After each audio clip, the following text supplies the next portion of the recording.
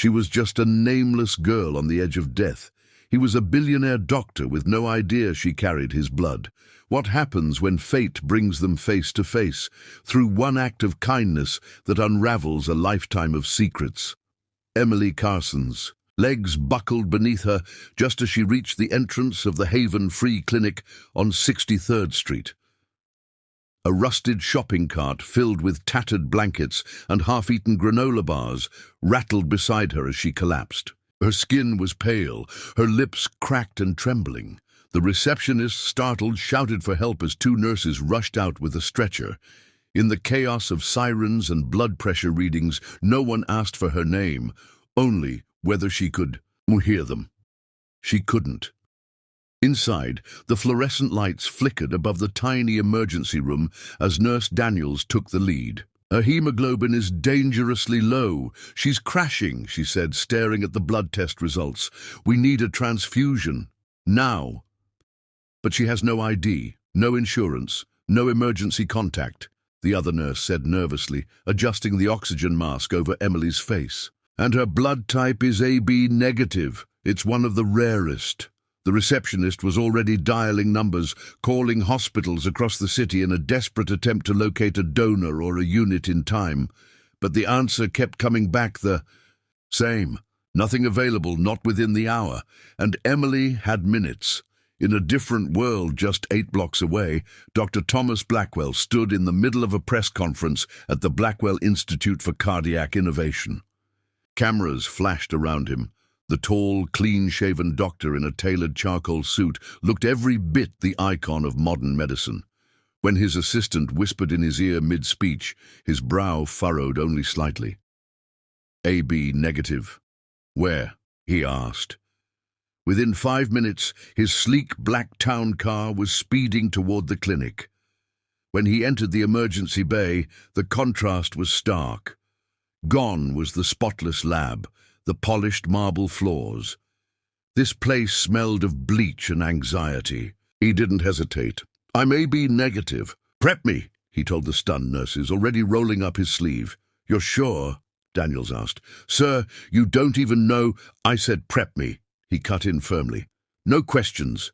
As his blood began to drip through the line, traveling inch by inch into Emily's fragile veins, her heartbeat steadied, her breathing slowed. The room relaxed a little.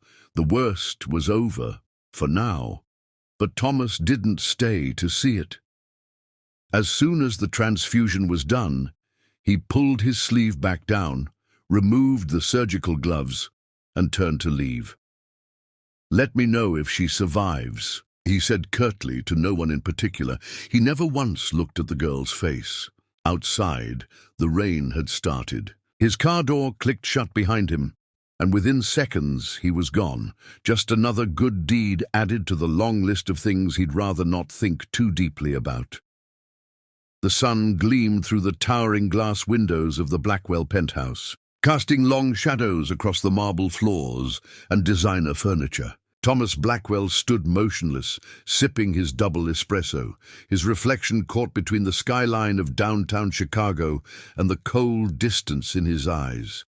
Everything in his world was pristine, curated, controlled. At 45, he was the face of elite American medicine, heart surgeon, hospital CEO, billionaire philanthropist, and yet beneath the surface, he was a man walking through life like a ghost. He dressed in silence, each movement practiced, cufflinks fastened with clinical precision, silver tie straightened without flaw. His assistant, Morgan, met him in the hallway with a clipboard. You've got a board meeting at 10, a charity gala preview at 2, and Channel 7 wants a soundbite for tonight's story about the mobile cardiac van, she said. He didn't look at her. He never really looked at anyone, just nodded. In the elevator descending to his private garage, his eyes remained fixed on the numbers. Memories sometimes crept into these quiet moments, the ones he never invited but couldn't quite suppress. 19 years ago, there was laughter. A girl with sun-tinted curls, a college dorm room. Her name was Rachel. She was reckless, spontaneous, Utterly unlike the world he wanted to build. He remembered the shouting match, her tears, the ultrasound photo she tried to show him. "I'm not stupid, Rachel," he'd said, voice like ice. "It's not mine." She left that night. He never saw her again. Months later, he heard she died during childbirth. No family claimed the baby. The past, boxed and buried, like a tumor he chose not to remove. Now he buried himself in accomplishments. Surgeries that made headlines, clinics that carried his name, awards and interviews. He donated millions, but refused to attend ceremonies unless there were cameras. It wasn't vanity, it was armor. As long as the world believed he was doing good, maybe he could believe it too.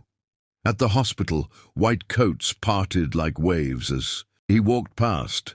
Nurses nodded respectfully, interns stiffened. His office on the 20th floor overlooked Grant Park, but his eyes were always on charts, scans, numbers. Human hearts were simpler than human emotions.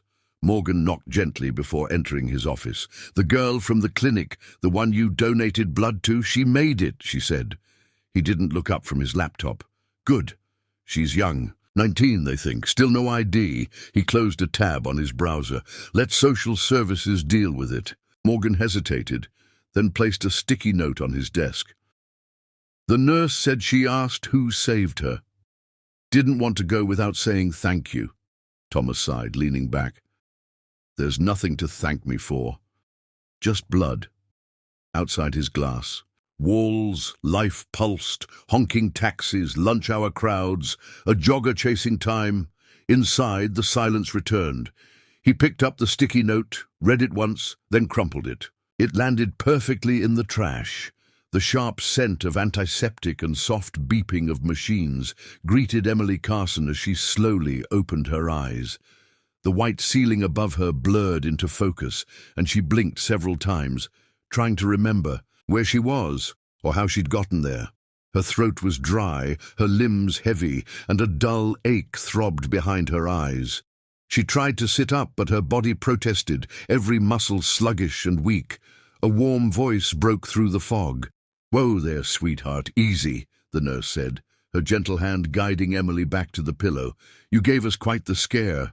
Emily turned her head, eyes landing on a woman in her 50s with cocoa-colored skin, kind eyes behind rounded glasses, and a name tag that read, Marcia. The nurse smiled as she adjusted the IV line. "What happened?" Emily rasped, voice barely audible. "You collapsed outside the clinic. Severe anemia, almost no hemoglobin left." "We got you stabilized just in time," Marcia replied, patting her hand. "You're safe now. Just rest." Emily stared at the ceiling again, the weight of the word safe settling like a foreign concept. She couldn't remember the last time she felt that. She licked her lips. "Did someone help me?" Marcia hesitated, then nodded. "Yes, we were out of compatible blood. A donor came just in time, gave it directly." Emily's brows pinched. "Someone gave me their blood? A rare type." He didn't even hesitate. "You're lucky," Marcia said with a soft smile. Tears pricked Emily's eyes, not from pain, but from disbelief. She had lived most of her life invisible, just another name in a broken system. Why would anyone go out of their way to save hers? Marcia stepped out to get water. Emily stared at her hand resting on the blanket. The bruises had faded, but the scars ran deeper. She closed her eyes, and the memories came, uninvited. The shouting, the belt, the smell of cigarettes. The nights she lay awake in the corner of the basement, counting ceiling tiles to stay sane, moving from one foster home to the next, like unwanted mail. She remembered being 13 and running away after the last one hit her with a skillet. She'd sworn never to go back. On her 16th birthday, in the dark hallway of a shelter, an old volunteer handed her a sealed envelope that had arrived years earlier, unopened. Inside was a birth certificate fragment, a name she'd never seen, Rachel Carson, and a tiny necklace, a heart broken clean down the middle.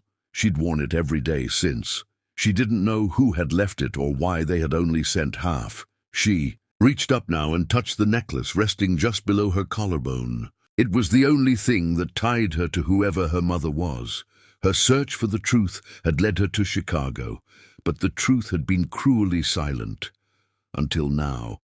Marcia returned with a cup of water and helped her sip. "You rest. No rush," she said gently. "You've got time now." Emily nodded faintly, but inside her something shifted.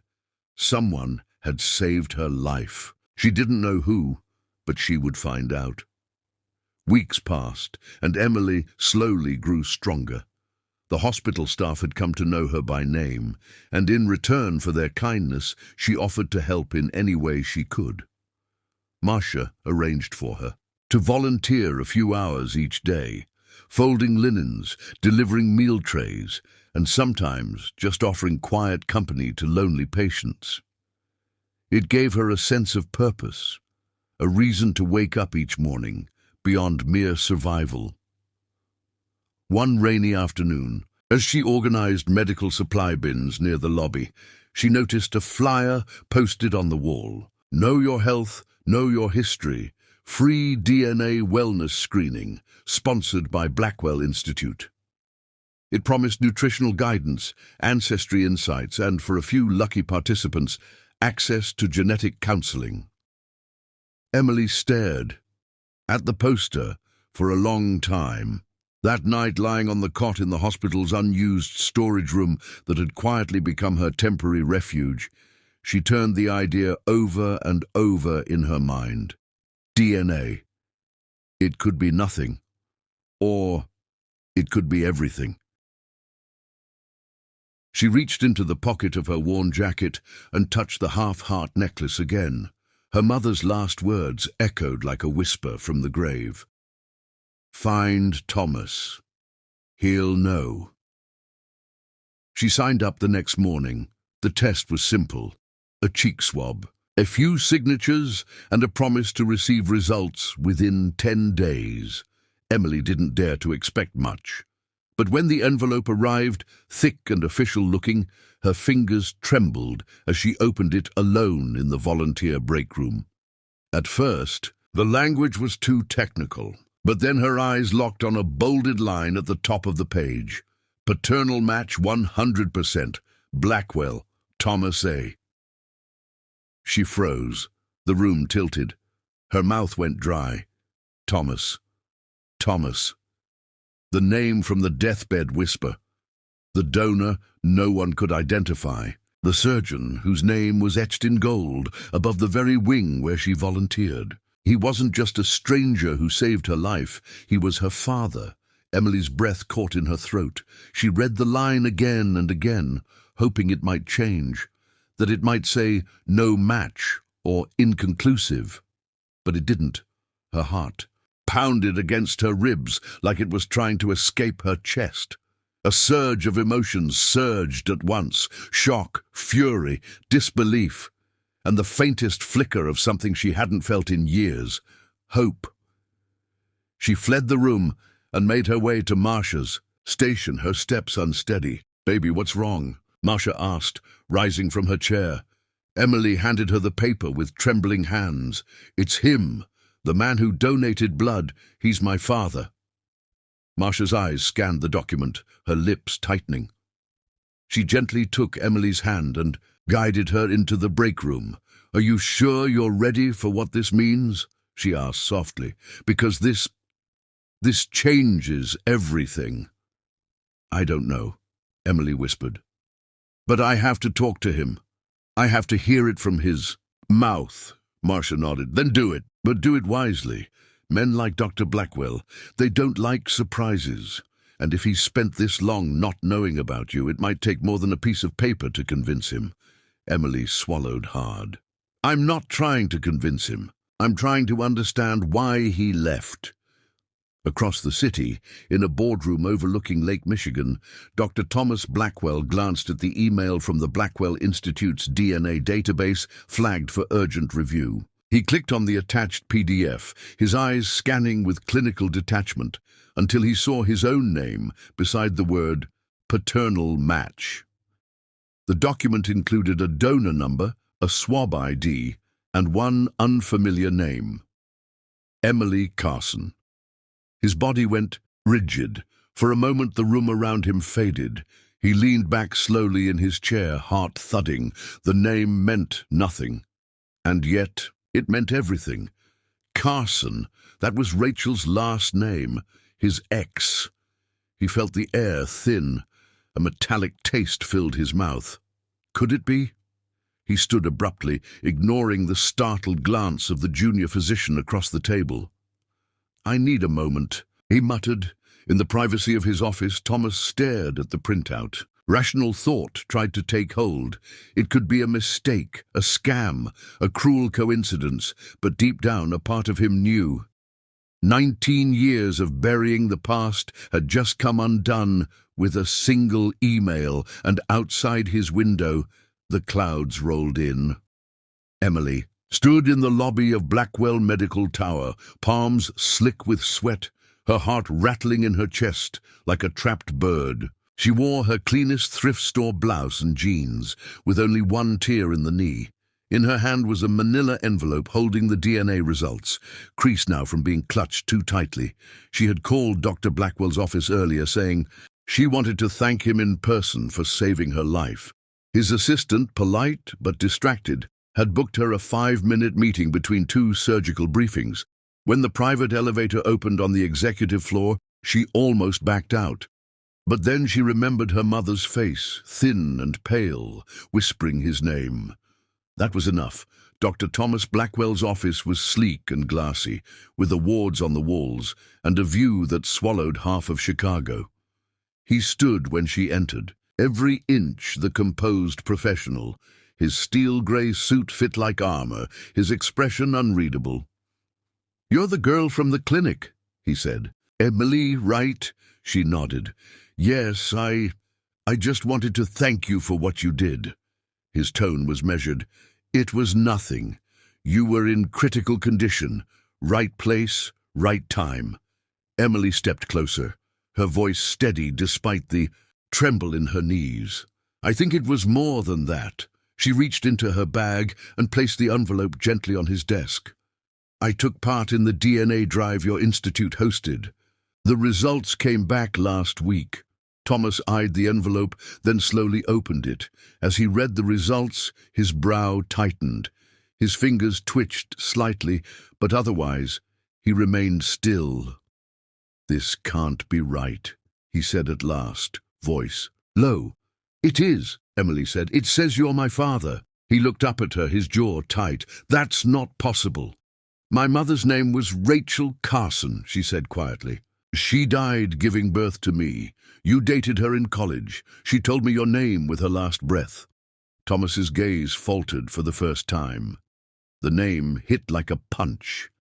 For a moment, all he could see was Rachel's face, glowing under spring sunlight on the university green, her laughter, the way she used to sing in the shower, and then that night. He had been so sure she was cheating. He had found a text from someone named Marcus on her phone.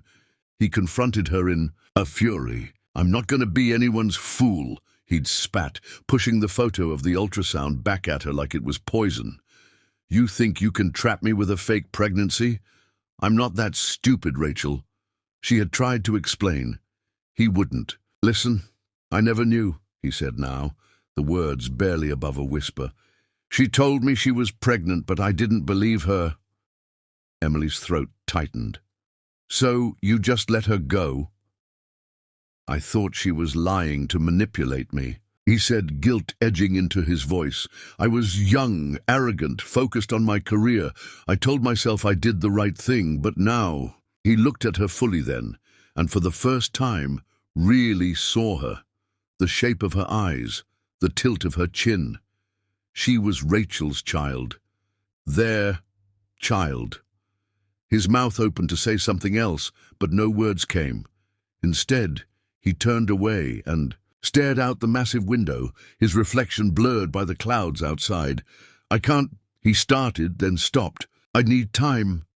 Without another word, he brushed past her and left through the private door to the adjoining hallway, his footsteps echoing in the silence he left behind.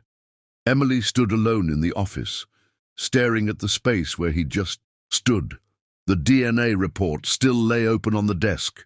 Her hands clenched at her sides, and her heart ached with a mix of rage, sorrow, and something that hurt even worse: disappointment. Emily sat alone on the hospital rooftop, knees pulled to her chest, the cold metal bench biting through her jeans. The wind tugged at her sleeves, but she didn't move. She stared ahead, unblinking, trying to stop the sting in her eyes from becoming tears, but it was no use. They came hard and fast, spilling down her cheeks as silent sobs racked her body. She had told herself not to expect anything. That meeting, him, was just about getting answers, but somewhere deep inside she'd hoped for more: a hug, a word, some small sign that he had missed her, that he wanted her now. But instead, he had walked out. She didn't hear Marcia approach until she felt a warm arm slip around her shoulders. Emily tried to hide her face, but the nurse didn't let her. She just sat beside her, calm and steady, like always. "I'm such an idiot," Emily whispered, voice cracked. "I thought maybe I'd matter." Marcia squeezed her gently. "Baby, it's not about you. It never was. That man's been running from something for years. Doesn't mean you're not worthy of being loved. It just means he's scared of what you represent." Emily shook her head. "Why couldn't he just see me?" "Sometimes," Marcia said softly, "the truth takes longer to sink in for some people, but it doesn't make it any less true." Miles away, in his penthouse overlooking the lake, Thomas sat slouched in a leather chair across from his private therapist. His jacket was draped over the back of the couch, his tie undone, eyes sunken. The therapist waited patiently while Thomas tried to form words that had stayed buried for nearly 2 decades. "I didn't believe her," he finally said. "Rachel. She told me she was pregnant.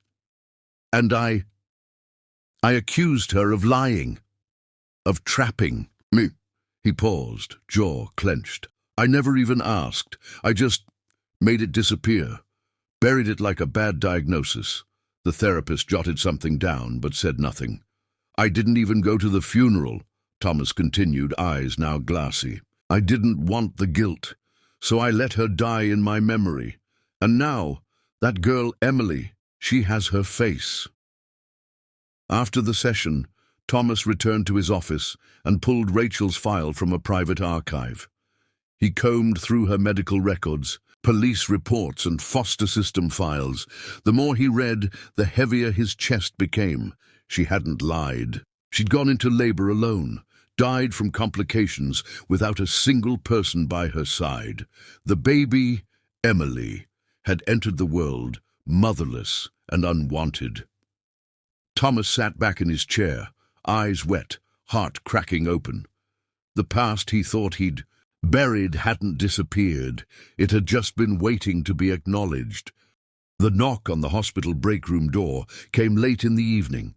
Emily looked up from the stack of folded linens, surprised to see Dr. Thomas Blackwell standing there, alone, no assistant, no clipboard, no barrier of protocol. In his hands was a small bouquet of wildflowers wrapped in brown paper. They were slightly wilted, like he'd picked them himself rather than send someone to buy them. "I didn't know what kind you liked," he said, awkwardly offering them. "I just wanted to see you." Emily took the flowers slowly, saying nothing. Her eyes searched his face for signs of guilt, of hesitation, of truth. Thomas reached into the inner pocket of his blazer and pulled out something small. Nestled in his palm was a tarnished silver half-heart necklace, nearly identical to hers. Her breath caught as he held it up by the chain. "I've kept this for 19 years, he said quietly. "It was in the envelope Rachel left me after. She disappeared. I never opened it until last week. I didn't want to believe she might have told the truth." Emily slowly reached for the chain around her neck and held out her half. The pieces were different in age and wear, But the break was identical. They fit perfectly. The silence that followed was heavy but not painful. It was the kind that allowed space for grief, healing, and something new. "I was a coward," Thomas finally said, sitting down across from her. "I thought if I buried the past deep enough, I wouldn't have to face what I did. But the moment I saw your face, I knew I saw her in you." Emily looked away, her voice thin. "You didn't want to know me." "I was afraid," he admitted. "Afraid that knowing you would mean facing the worst version of myself. But I was wrong. Not knowing you, that was the real loss." She traced the edge of the necklace in her palm. "I've been alone for so long. I didn't come here to get a father. I just wanted answers. I don't know if I deserve to be your father," Thomas said, his voice cracking, "but I'd like the chance to try, if you'll let me." Emily looked up slowly, her expression unreadable. "What are you asking?" "I have space at my place, a real bed, a warm meal, just until you figure out what you want next. No pressure, no expectations." He paused. "Just a safe place." Finally, she didn't answer right away. Her eyes lingered on the flowers, the necklace, and the man who was no longer hiding behind his polished title. There was still pain in her chest, but there was something else too. "Okay," she said, softly, "but I still get the last piece of pie." Thomas blinked, then gave a broken laugh. "Deal."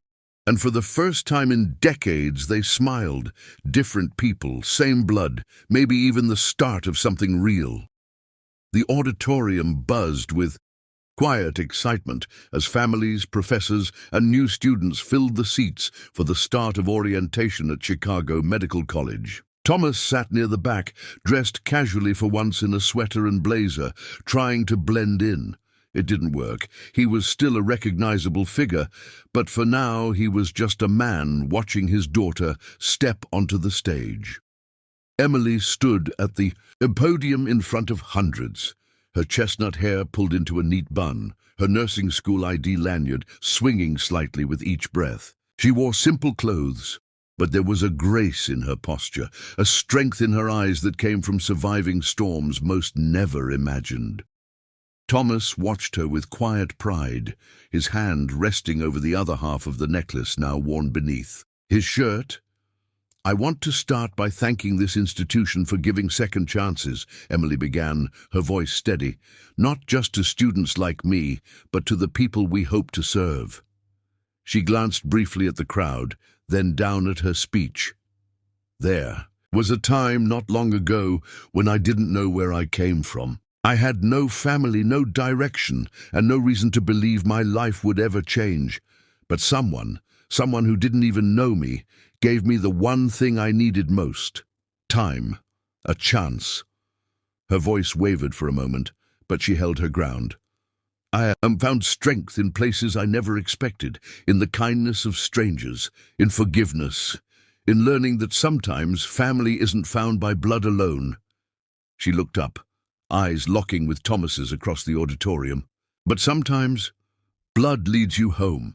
The room erupted into soft applause. She smiled, blinking away the emotion threatening to spill.